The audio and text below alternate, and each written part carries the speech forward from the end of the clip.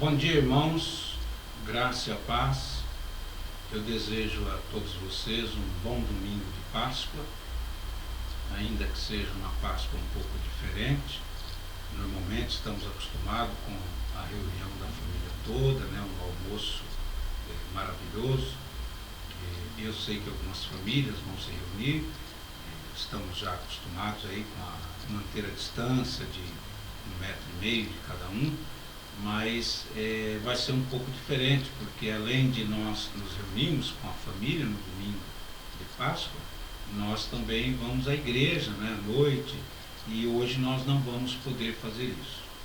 Mas, de qualquer maneira, que Deus possa abençoar a sua família, abençoar você, e que nós possamos ter um domingo de paz na presença de Deus. Eu vou fazer um pequeno comentário de introdução sobre a Páscoa, que quem vai, na verdade, falar sobre a Páscoa é o pastor Adolfo, à noite, na pregação do culto. Mas eu queria dar uma pequena introdução a respeito da Páscoa. A Páscoa, ela tem como significado o livramento que Deus deu ao povo de Israel quando eles estavam cativos lá no Egito. A Páscoa, termo da palavra Páscoa, significa cobertura, significa passar por cima, significa livramento. Então Deus havia avisado o povo de Israel que na noite seguinte do anúncio iria passar o anjo da morte, e a casa que não tivesse os seus umbrais, seu batente, aspergido com o sangue do cordeiro, esta casa o anjo da morte entraria e ceifaria o primogênito daquele lar. Então os judeus, previamente avisados, passaram no batente, no umbral da porta, o sangue do cordeiro pascal, que eles haviam matado por ordem divina, e desta maneira eles foram poupados. Eles receberam o livramento, eles receberam a cobertura de Deus, salvação vindo da parte de Deus para as famílias judaicas. E a Bíblia nos ensina que para nós, igreja moderna, o nosso cordeiro pascal não é um animal. O nosso cordeiro pascal é Jesus Cristo, que morreu na cruz do Calvário, vertendo o seu sangue para salvar toda a humanidade. Então, todo aquele que já aceitou Jesus como Salvador, tem não só na sua casa, não só como símbolo, no batente da sua casa, o sangue de Jesus. Não, aquele que aceitou Jesus tem como cobertura o sangue de Jesus permanentemente na sua vida. Então nós temos que agradecer a Deus, porque Deus já enviou o seu Cordeiro, o Cordeiro de Deus, que tira o pecado do mundo para nos salvar. E eu desejo então a você um bom domingo de Páscoa, uma boa reflexão naquilo que Jesus fez por nós. E o texto que eu quero meditar com os irmãos nesta manhã de domingo de Páscoa é o Salmo de número 133, que faz parte de um grupo de salmos conhecido como Cântico de Romagens ou Cântico dos Degraus. Este salmo sai lá do Salmo 120 e chega aqui até o Salmo 134. Este salmo, especificamente 133, é um salmo que foi composto por Davi. E eu queria passar aos irmãos aquilo que eu entendi do sentimento de Davi quando ele compõe este salmo, quando ele coloca para fora aquilo que ele estava sentindo em relação a Deus, em relação ao povo de Israel, em relação ao momento que ele estava vivendo. E o Salmo 133 diz o seguinte: Ó, quão bom e quão suave é que os irmãos vivam em união. É como óleo precioso sobre a cabeça, o qual desce para a barba de Arão, e desce para a gola das suas vestes, alcançando a orla de todo o seu vestido. É como o orvalho do Hermon, que desce sobre os montes de Sião. Ali ordena o Senhor a sua bênção e a vida para sempre. Então, irmãos, Davi, ao compor este salmo, está nos ensinando que na união surge a força. Davi está nos ensinando no Salmo 133 que na união floresce a paz. Davi está nos estimulando e mostrando a todos nós que na união brota o amor. Este salmo, Davi escreve quando ele já havia reinado 40 anos em Israel. E quando ele compõe este salmo, ele está mostrando que há um contentamento da parte de Deus quando nós, irmãos, vivemos em união. É claro que Davi está compondo este salmo para os seus compatriotas, para os judeus. E nós vamos fazendo a contextualização para nós, igreja moderna, Igreja de Cristo. Então ele está ensinando que essa união entre as pessoas, ela depende primeiro da nossa união com Deus. Davi está dizendo que nós só poderemos ser unidos entre nós, que nós só poderemos ter força, que nós teremos paz, que nós teremos amor, quando nós primeiro estejamos unidos com Deus. Só que para compreender a composição desse salmo, nós precisamos voltar um pouquinho na história para que possamos entender o sentimento da letra desse hino, da composição desse salmo escrito por Davi. Por quê?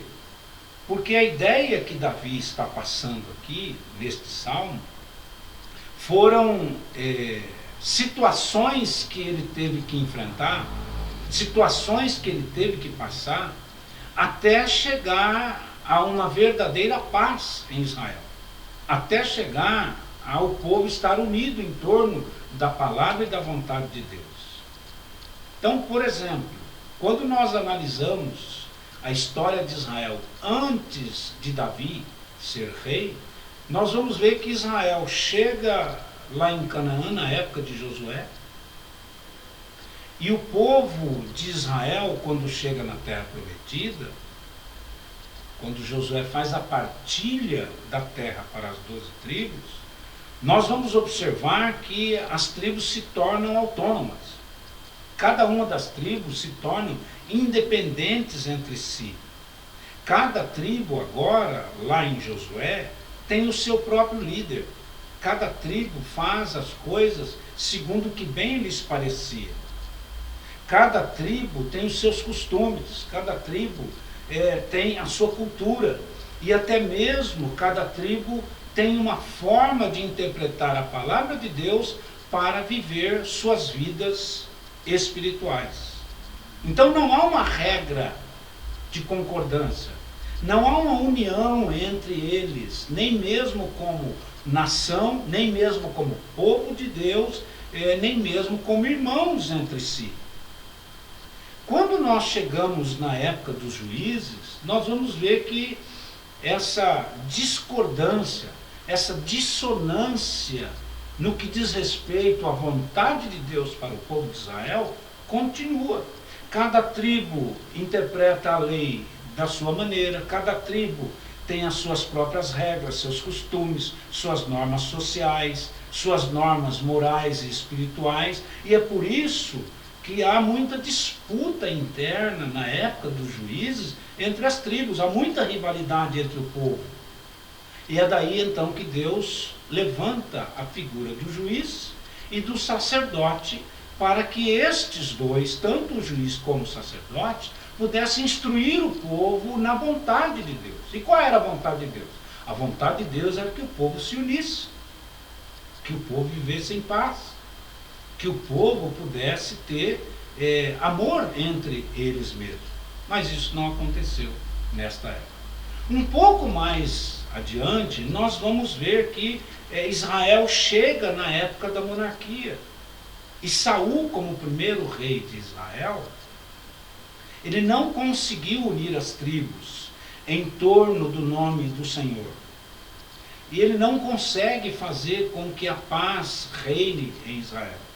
Ele não consegue fazer com que as tribos tenham o mesmo tipo de procedimento diante das coisas do Senhor. Saul está afastado da presença de Deus. Saul não consegue estar no centro da vontade de Deus. E então há uma confusão generalizada entre a nação que Deus escolheu para ser a nação que o representaria diante dos outros povos que estavam à sua volta. Mas quando chega na época do reinado de Davi, as coisas mudam.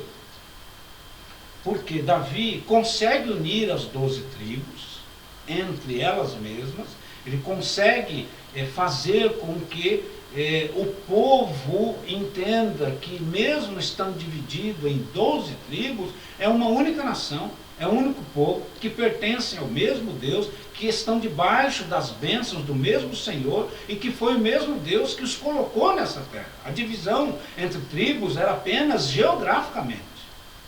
Davi, então, ele vai ser ungido, ele recebe de Samuel, e não de Saul, ele recebe de Samuel a unção, ele recebe de Samuel o reino, o trono para reinar em Israel. E quando nós estudamos a vida do rei Davi, nós vamos ver que Davi, ele faz com que a vontade de Deus, o centro da vontade de Deus, volte a imperar, volte a aparecer diante do povo. Isto é, o seu coração, o coração de Davi, está voltado primeiramente a Deus e depois à unificação do povo de Israel. Davi está cheio da graça de Deus. Davi está cheio da unção do Espírito Santo em sua vida. A sua preocupação é conseguir unir os irmãos, unir os seus compatriotas judeus. E como é que ele faz isso? Usado por Deus estrategicamente, Davi traz de volta para Jerusalém a Arca da Aliança. Davi promove, na sequência, uma grande aliança entre as tribos, uma confraternização, deixando de lado as disputas. Ele consegue fazer com que os líderes passem para as famílias de Israel que agora eles são uma nação e que, como nação, precisam agir de uma forma uniforme. Davi faz, na sequência de tudo isso, uma grande reforma religiosa. Ele faz com que o povo passe por o desejo de buscar mais a Deus em suas vidas. E Davi termina com uma grande reforma social. Davi estabelece cultos oficiais a Deus, coisa que não tinha. Davi organiza os sacerdotes em turnos e turmas para servir no tabernáculo. Davi faz as turmas de porteiros, de cantores, e ele vai alinhavando, ele vai traçando essas metas para que o nome de Deus seja glorificado e para que o povo cada vez mais se sintam um povo só. E é desta situação que ele compõe esse Salmo 133, que tem como objetivo nos mostrar o que é a unção, o que significa a unção e o que significa o resultado da união das pessoas em torno de Deus. Então, Davi mostra que dentro das exigências que Deus tinha para o povo de Israel, havia a figura do sacerdote, e todo sacerdote, todo profeta ou todo rei só podia assumir a sua função a partir da unção. A unção era a cerimônia feita onde o indivíduo que ia ocupar o cargo, seja de profeta, seja de sacerdote, seja de rei, ele era ungido com azeite, o que a Bíblia chama de óleo, né? A pessoa recebe a unção com óleo. Quando da consagração do sacerdote, que é o que diz o verso aqui sobre o Arão, era literalmente derramada sobre a cabeça, no caso aqui de Arão, o óleo da unção. E esse óleo descia sobre sua cabeça, passava pela sua barba, descia pela gola da sua túnica e descia, na verdade, até a orla. Isto é, o Arão com os demais sacerdotes que eram consagrados, eles ficavam totalmente permeados, eles ficavam molhados, eles ficavam ensopados, ficavam encharcados com o azeite da unção. Esse azeite tem como simbolismo a presença do Espírito Santo na vida da pessoa. Esse azeite tem como simbolismo a presença de Deus na pessoa. Então, isso fica como demonstração de que o sacerdote estava pronto para ser uma ponte entre Deus e os homens e entre os homens e Deus. O sacerdote servia como uma ponte de união entre o que os homens precisavam, o sacerdote clamava a Deus. E aquilo que Deus queria que o sacerdote passasse ao povo, o sacerdote assim fazia. Isto é o que significa a unção lá no Antigo Testamento. Já quando o salmista Davi, no caso, está falando a respeito do Monte Hermon e do Monte de Sião, ele faz uma comparação que, da mesma maneira, Monte Hermon, irmãos, fica no norte de Israel. E o Monte Sião fica no sul, regiões totalmente distantes uma da outra. E Davi está dizendo que Deus mostra que, da mesma maneira que a brisa que desce do Hermon é levada pelo ar, pelo vento, até o Monte Sião, e desce também do Monte Sião esta brisa, Davi está fazendo uma comparação de que nós, como igreja de Cristo, não importa onde nós estejamos, um pode estar de um lado, o outro pode estar do outro, pode ser a Assembleia de Deus, pode ser a Igreja Batista, pode ser a Igreja Presbiteriana, todos nós, na interpretação de Davi, ele está correto, somos atingidos por essa brisa de Deus, não é? Que nos traz paz, nos traz calmaria, nos traz condições de continuar servindo a Deus, continuar honrando a Deus por tudo o que Ele fez na minha e na sua vida. O salmista diz o seguinte, que os irmãos lá de Judá, os seus contemporâneos, as tribos do norte com as tribos do sul, na verdade, deveriam se unir. Da mesma maneira como Deus faz descer o orvalho do Monte Hermon, que chega até o Monte Sião, que são lugares diferentes, montes diferentes. Davi está dizendo que se as tribos do norte e as tribos do sul fizerem a vontade de Deus, estarão sempre unidas na presença do Senhor.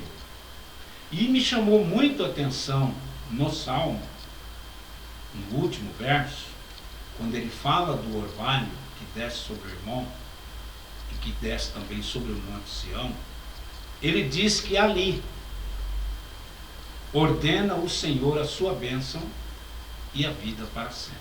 Ali aonde? Ali aonde há a união, ali aonde há a presença de Deus, ali aonde há a concordância, ali aonde há a vontade de Deus sendo cumprida. O que Davi está dizendo para o povo de Israel e para nós é que ali aonde Deus habita, no meu coração, no seu coração, na minha vida, na sua vida, na nossa vida, ali Deus ordena a sua bênção, Deus dá para nós a vida com alegria. Então, irmãos, eu tiro para mim, nesse texto, que se há união, há amor. Se há a união, há paz.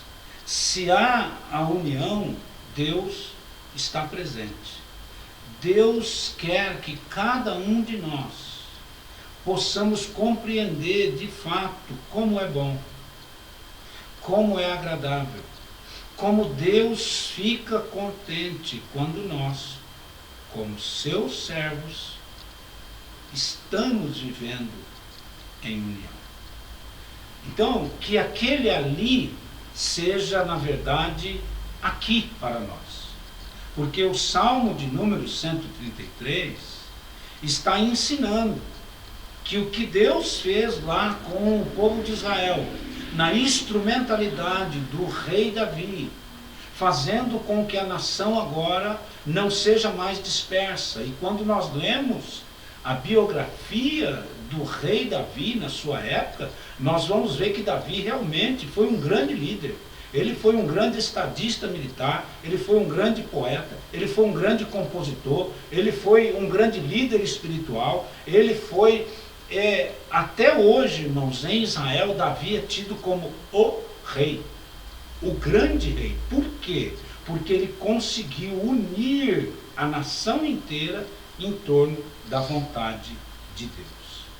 E o que eu desejo para você, o que eu desejo para a sua família, é que mesmo aí, na sua casa, nós que já temos Cristo em nossas vidas, nós que somos hoje o povo de Deus, a igreja do Senhor, que você possa, nos dias de hoje, usufruir do óleo, que é a unção do Espírito Santo sobre a sua vida, que nós como igreja possamos usufruir da unção do Espírito Santo sobre os nossos ministérios, e que Deus possa fazer com que nós vivamos em alegria diante dele.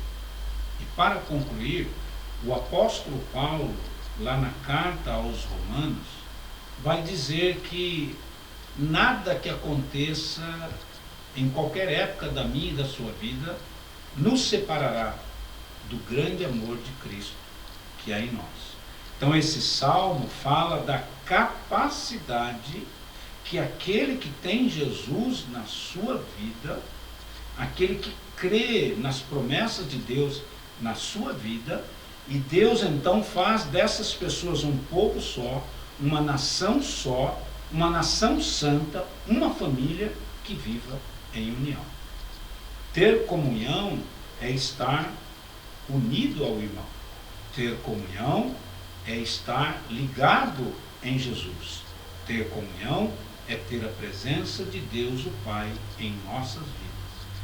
E é por isso que nós podemos concluir dizendo: ó, quão bom e quão suave é que os irmãos vivam em união.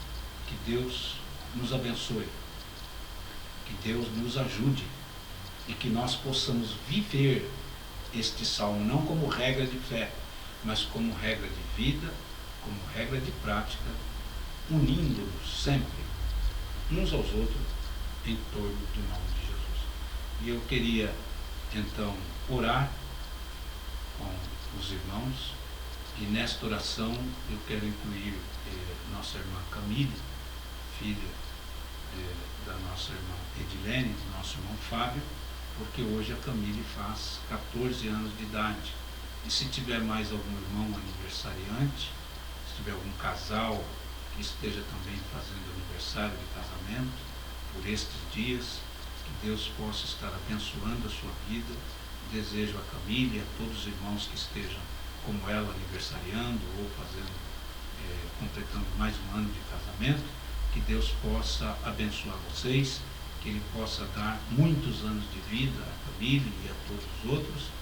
E nós vamos pedir a Deus pelos nossos irmãos, de novo, com uma idade um pouco mais avançada.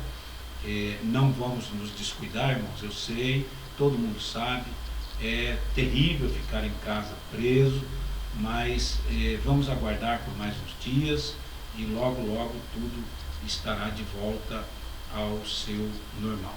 Oremos. Senhor, nós queremos agradecer, porque o Senhor tem nos dado a oportunidade de vida até este dia. O Senhor tem nos livrado, o Senhor tem nos guardado, o Senhor tem nos protegido, o Senhor tem nos dado alegria em nossos corações, mesmo em meio a esta situação desconfortável. Mas nós estamos aprendendo a lidar com esta situação de distância física, mas de uma proximidade espiritual nunca vista. Nós temos sentido a Tua presença, nós temos nos preocupados como igreja uns com os outros. Os irmãos têm ligado um para o outro por telefone, temos tido contato via as mídias sociais, não estamos dispersos, Senhor. Nós estamos cada um nos nossos lares, mas todos ligados em um só intuito, em um só objetivo, que é adorar e bendizer o Teu nome. Senhor, nós queremos agradecer pela vida da irmã Camille, pedir ao Senhor que ela possa continuar crescendo como exemplo de moça, que ela possa trazer alegria aos seus pais, seus avós, sua família, que ela possa continuar sendo essa pessoa firme no Evangelho, trazendo à igreja também a alegria da sua presença. Senhor, se tiver mais alguém aniversariando, abençoe teu filho, tua filha, estenda os longos anos em suas vidas. Se tiver algum casal que por esses dias também esteja completando mais um ano de matrimônio, abençoa, guarda, dá-nos a tua presença. Senhor, nós pedimos estas bênçãos e que logo mais, segundo o teu querer, segundo a tua vontade, nós estaremos reunidos na tua casa para glorificar o teu nome. Abençoa os teus filhos, aonde eles estiverem, em nome de Jesus. Amém.